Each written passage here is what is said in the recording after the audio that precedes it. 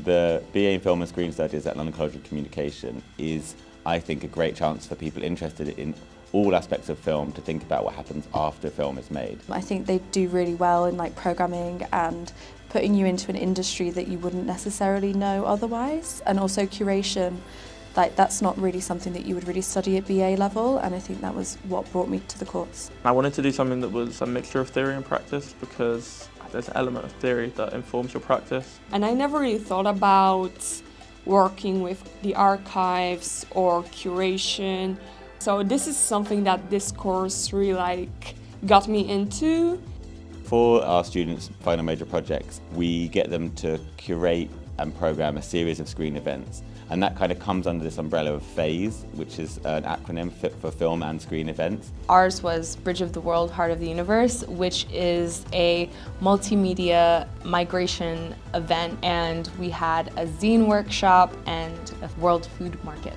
I was a part of the Haphazard Inn Chaos Narratives project, which was this very immersive, kaleidoscopic screening event / fashion performance.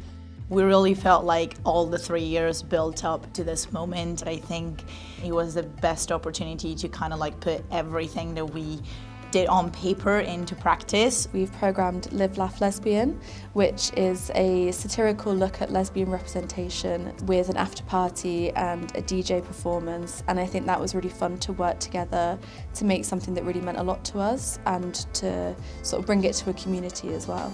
I always say with these events, it's like making spaces you want to see and be seen in, so use a screening event as an invitation to make new spaces, and I really like that they get to do that. So it's been nice working with different people from different backgrounds, kind of different beliefs, different identities, and working together to form a project. I think that's kind of how the real world works. When you grow up, you're kind of in your little bubble, and it's nice to kind of break out of that.